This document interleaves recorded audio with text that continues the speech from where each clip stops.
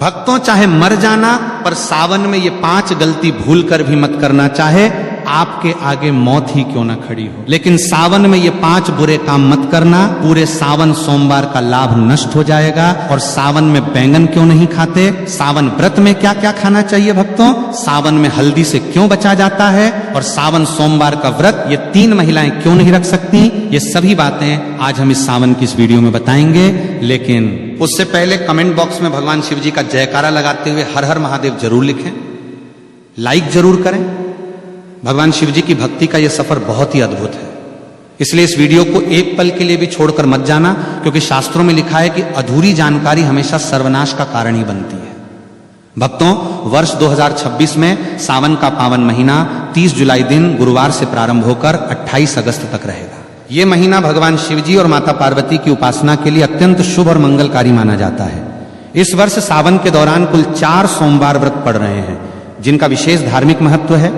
पहला सावन सोमवार व्रत 3 अगस्त को मनाया जाएगा, दूसरा सोमवार 10 अगस्त को, तीसरा 17 अगस्त को और सावन का चौथा तथा अंतिम सोमवार व्रत 20 अगस्त को होगा।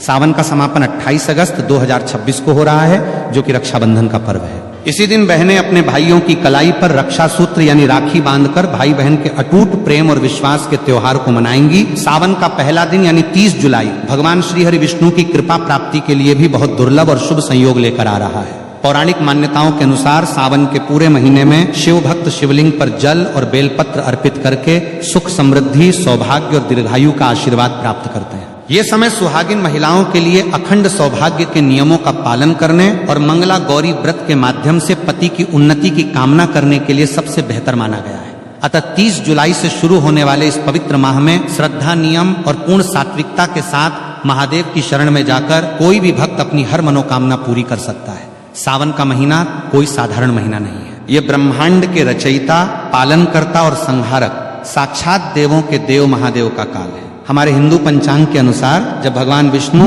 आषाढ़ मास की देवश्रेणी एकादशी को 4 महीनों के लिए योग निद्रा में चले जाते हैं और पाताल लोक की ओर प्रस्थान करते हैं, तब पूरी सृष्टि पर एक पल के लिए अंधकार छाने लगता है। उस समय ब्रह्मांड को विनाश से बचाने के लिए महादेव स्वयं इस सृष्टि का पूरा कार्यभार अपने हाथों में लेते हैं।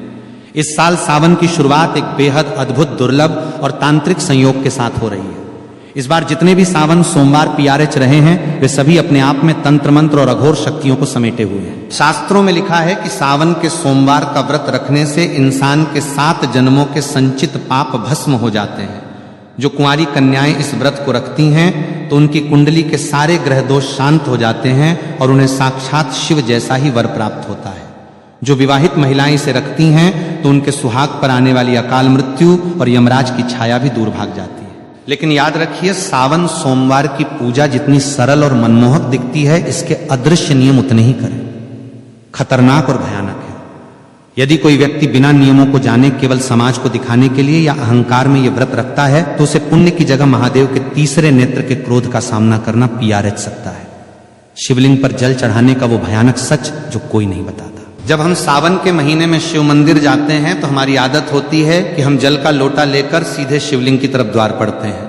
लेकिन यहीं पर लोग अपने जीवन की सबसे बड़ी आत्मघाती और विनाशकारी गलती कर बैठते हैं। बहुत से लोग मंदिर के अंदर बने नल, कुएं या शिवालय के प्रांगण में लगे हुए वाटर फिल्टर से ही जल भर लेते हैं और उसे शिव जी पर चढ़ा देते हैं। शास्त्रों के अनुसार यह घोर अपराध और वर्जित कर्म माना गया है, जिसे पराया जल या चोरी का जल कहा जाता है। मंदिर का जल केवल वहां के पंडित पुजारी या उस प्रांगण में रहने वाले सेवादारों के लिए होता है, क्योंकि वो मंदिर परिसर ही उस पुजारी का घर होता है। यदि आपका घर मंदिर की सीमा से बाहर है, तो आपको हमेशा अपने घर की रसोई से, अपने घर के मटके या शुद्ध जल पात्र से तांबे, चांदी या पीतल के लोटे में जल भरकर ही मंदिर जाना चाहिए। इसके पीछे का सबसे बड़ा आध्यात्मिक और वैज्ञानिक रहस्य यह है कि जब आप अपने घर से जल लेकर पैदल या किसी माध्यम से शिव मंदिर की ओर निकलते हैं, तो रास्ते भर आपके घर की नकारात्मक ऊर्जा, आपके परिवार की बलाएं, पितरों का कष्ट और आपके शरीर की बीमारियां उस जल के भीतर समाने लगती हैं। वो जल आपके सारे कष्टों को अपने भीतर सोख लेता है। जब आप उस जल को शिवलिंग पर अर्पित करते हैं, तो महादेव आपके उन कष्टों को स्वीकार करके उन्हें अपने गले के विष की तरह भस्म कर देते हैं। लेकिन यदि आप मंदिर का ही जल लेकर वहीं चढ़ा देंगे, तो आपने अपने घर का कोई कष्ट महादेव को सौंपा ही नहीं। आपकी वो यात्रा अधूरी रह गई और उस पूजा का फल शून्य हो गया। शिवलिंग के गिरते जल के चमत्कारी और डरावने फायदे। शिवलिंग पर जब जल की अखंड धारा गिरती है तो वह शिवलिंग के नीचे बनी जलहरी से होते हुए एक निश्चित दिशा में बह जाती है। शास्त्रों में उस बहते हुए जल को साक्षात अमृत और शिव की अलौकिक ऊर्जा का महापुंज माना गया है। पहला कर नियम यह है कि जब आप जल चढ़ा लें तो उस जलहरी से बाहर बहते हुए जल को कभी भी भूलकर लांघना नहीं चाहिए, क्योंकि वो ऊर्जा इतनी तीव्र और तांत्रिक होती है कि यदि कोई साधारण इंसान उसे लांघता है तो उसके शरीर का चक्र बिगड़ सकता है और उसका मानसिक संतुलन तक हिल सकता है। लेकिन शास्त्र कहते हैं कि उस गिरते हुए जल को किसी मुसाफिर या भक्त को थोड़ा सा अपने पात्र में रोक लेना चाहिए। उस जल को अत्यंत पवित्र और चमत्कारी मानकर अपने घर ले आना चाहिए। यदि आपके घर में किसी छोटे बच्चे को या किसी बड़े बुजुर्ग को बहुत तेज बुखार आ गया हो, जिस पर डॉक्टरों की दवाइयां भी काम करना बंद कर चुकी हो, तो इस दिव्य जल के कुछ छींटे उस बीमार व्यक्ति के ऊपर मार दें या उसे 2 बूंद ये जल पिला दें। आप अपनी आंखों से देखेंगे कि महादेव की कृपा से वो भयंकर और जानलेवा बुखार भी मिनटों में गायब हो जाएगा। इतना ही नहीं, यदि किसी व्यक्ति की आंखों में हमेशा कीचड़ जाता हो या आंखें लाल रहती हो या जलन होती हो या उम्र के साथ आंखों की रोशनी धुंधली पड़ती जा रही हो, तो इस जल को सुबह सुबह अपनी आंखों पर पलकों के पास लगाना शुरू करें। धीरे धीरे आंखों का सारा भयंकर विकार दूर हो जाएगा और आपकी आंखों की रोशनी इतनी तेज होने लगेगी कि बरही से बरही बीमारी महादेव की कृपा से पूरी तरह साफ और चमकदार हो जाएगी। महाउपाय बेल की जरेज का ताबीज, तंत्र काट और खान पान का करहा पहरा। अब हम बात करेंगे कि घर के आंगन में जल छिड़कने का भयंकर तांत्रिक रहस्य शिवलिंग से लाए गए उस बचे हुए जल को केवल पीना ही नहीं है, बल्कि इसका एक ऐसा प्रयोग है जो बड़े बड़े तांत्रिकों के होश उड़ देता है। यदि आप इस जल को अपने घर के आंगन में, घर के चारों कोनों में, तिजोरी के पास और मुख्य द्वार पर छिड़कते हैं तो आपके घर के आसपास मंडराने वाली भयंकर से भयंकर अदृश्य शक्तियां, भूत प्रेत, अतृप्त आत्माएं और नकारात्मक बाधाएं चीखते हुए उस स्थान को हमेशा के लिए छोड़कर भाग जाती हैं। अगर किसी दुष्ट व्यक्ति ने या आपके दुश्मन ने आपके घर पर कोई टोना टोटका, मूठ करनी या तांत्रिक क्रिया की होगी जिसके कारण आपके घर में बीमारियां और कंगाली रहती हैं, तो शिवजी के इस चरणामृत के स्पर्श मात्र से वो तंत्र उसी क्षण उल्टा घूमकर करने वाले पर वार कर देता है। घर की सुख शांति जो सालों से गायब थी वो वापस लौट आएगी और घर में बरकत होने लगेगी।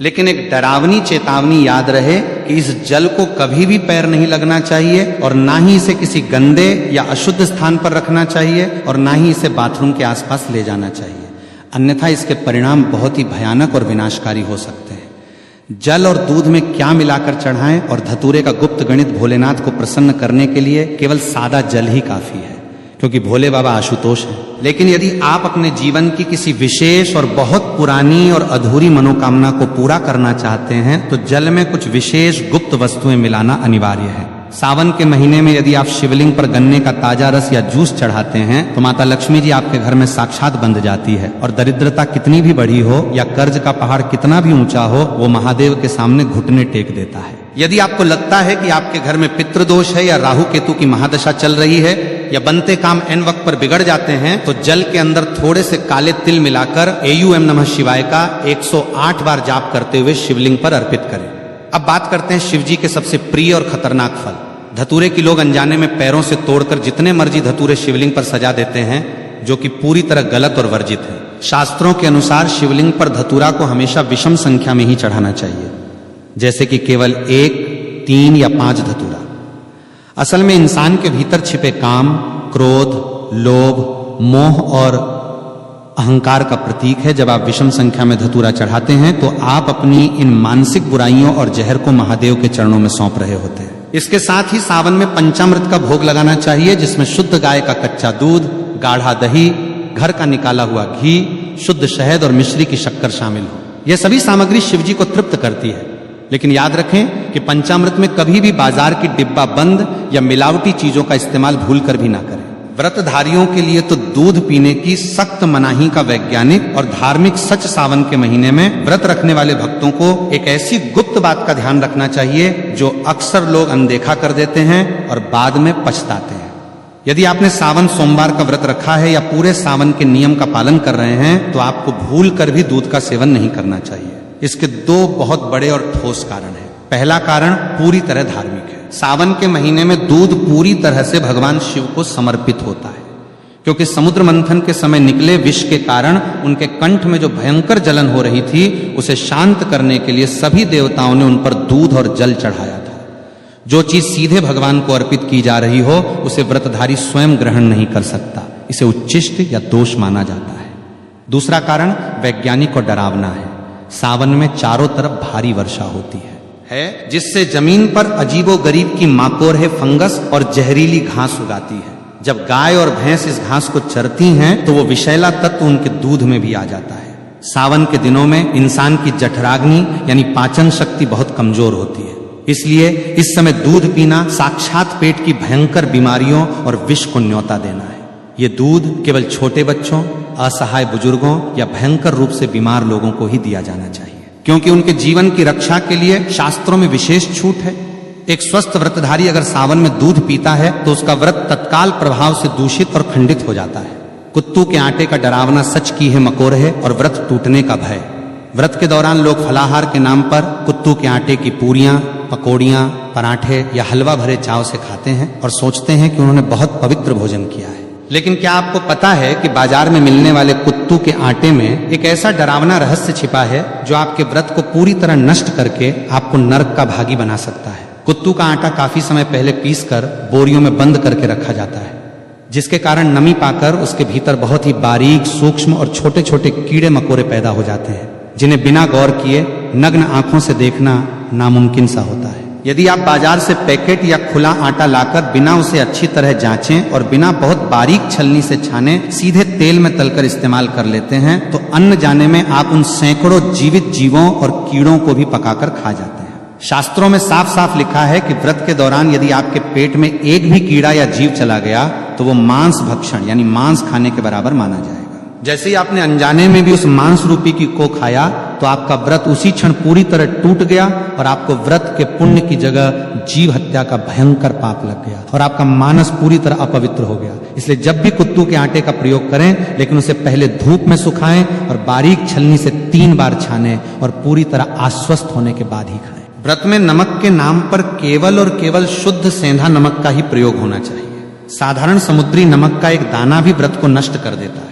बेल के पैरे की झड़ का ताबीज और अदृश्य शक्तियों का परछाई नाश सावन के महीने में बेल पत्र का महत्व तो बच्चा बच्चा जानता है, लेकिन बेल के पैर की जरज में जो तांत्रिक, सुरक्षात्मक और अलौकिक शक्तियां होती हैं उसके बारे में कोई नहीं बात करता।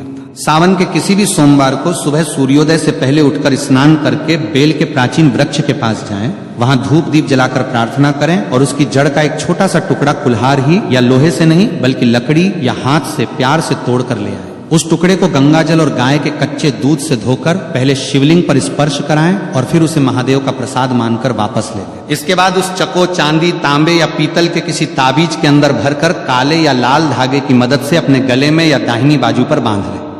ये कोई साधारण लकर ही नहीं रह जाती, ये साक्षात महादेव का त्रिशूल और सुरक्षा कवच बन जाती है।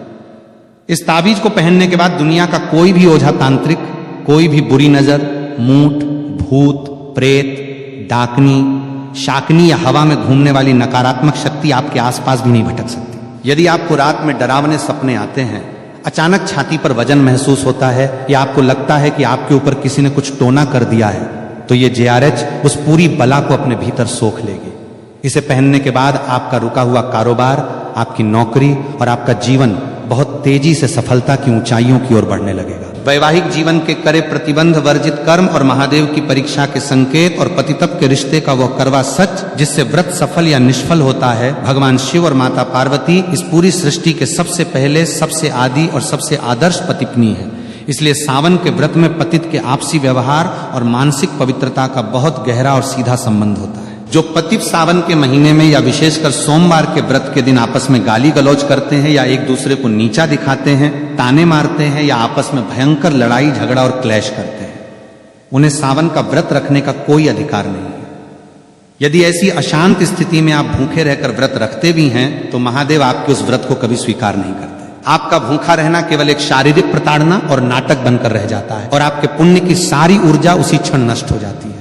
शास्त्रों के अनुसार देवी देवता हमेशा पति के प्रेमपूर्ण जोड़े की सामूहिक, सकारात्मक और ऊर्जा से ही प्रसन्न होते हैं। यदि आपका पति आपसे प्यार से बात करके या आपकी सहमति से आपको खुश रखकर किसी काम के सिलसिले में नौकरी पर या विदेश गया है तो पत्नी घर पर रहकर पूरी निष्ठा से व्रत रख सकती है। लेकिन यदि दोनों के बीच भयंकर क्लेश हुआ है, पत्नी रोते हुए और पति को गाली देते हुए अपने मायके जाकर बैठ गई है और वहां सावन का व्रत रख रही है, तो वो व्रत पूरी तरह निष्फल है। कोर्ट मैरिज और अधूरी शादी वाली महिलाओं के लिए शास्त्रों का करह निषेध आज के आधुनिक और पाश्चात्य युग में बहुत से युवा कोर्ट में जाकर कागजों पर दस्तखत करके शादी कर लेते हैं और समाज में उसे ही अपना पूरा विवाह मान लेते हैं।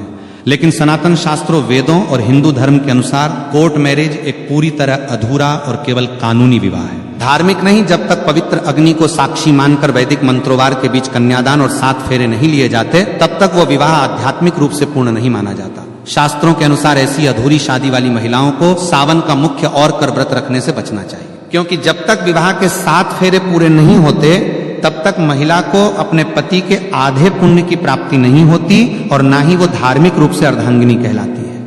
यदि ऐसी महिलाएं व्रत रखना चाहती हैं तो उन्हें पहले विधिवत रूप से भगवान शिव और माता पार्वती जी के सामने 7 फेरे या विवाह की रस्में पूरी करनी चाहिए, तभी उनका व्रत पूर्ण रूप से फलदायी माना जाएगा और उन्हें सौभाग्य की प्राप्ति होगी।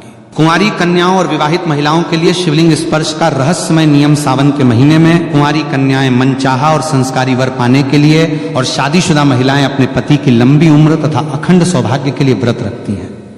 लेकिन यहां भी एक बहुत बड़ा और सख्त नियम है जिसे हर महिला को जानना बेहद जरूरी है।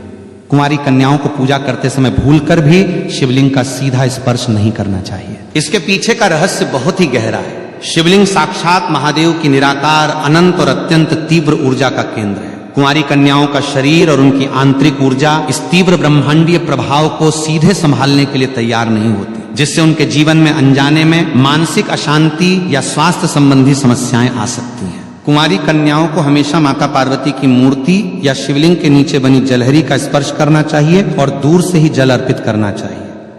इसके विपरीत जो महिलाएं विवाहित हैं, जिनका वैदिक विवाह पूर्ण हो चुका है, वे शिवलिंग का स्पर्श कर सकती हैं। उसे अपनी उंगलियों से चंदन भी लगा सकती हैं और उसकी अच्छे से सेवा कर सकती हैं।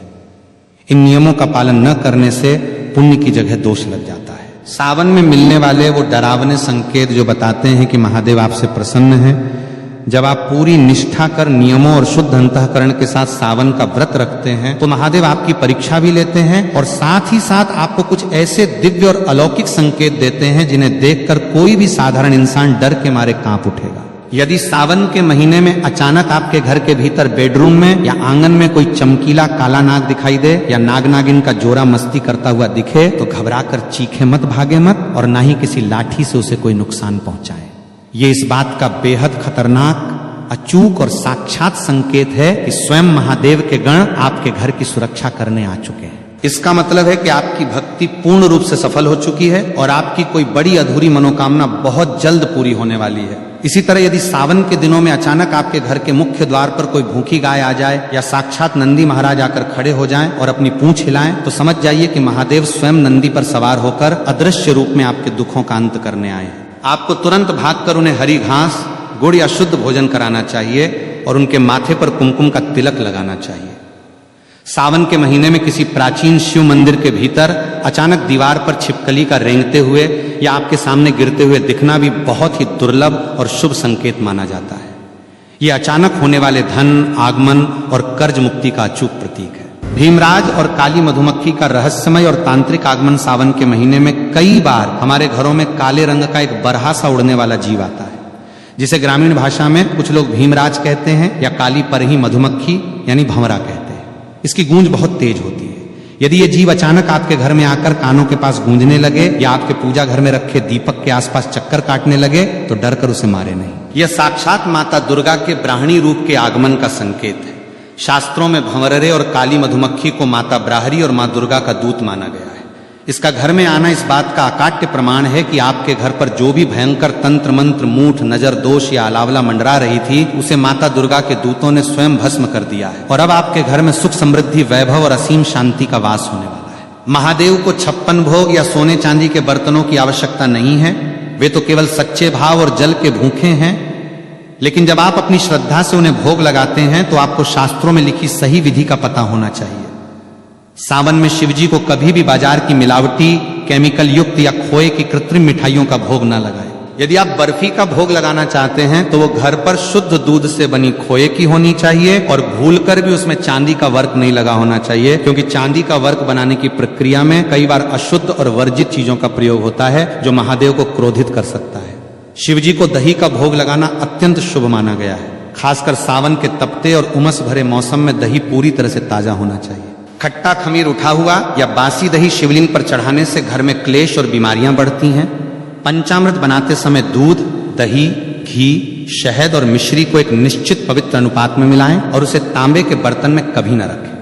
तांबे के पात्र में दूध या दही रखने से रासायनिक प्रतिक्रिया होती है और वह पंचामृत जहर के समान एसिडिक हो जाता है, जिसे शिवलिंग पर चढ़ाना पाप है। पंचामृत के लिए हमेशा पीतल, चांदी, कांसे या मिट्टी के पवित्र पात्र का ही प्रयोग करें। समुद्र मंथन और हल्लाहल विष की वो पौराणिक कथा जिससे कांप उठी थी।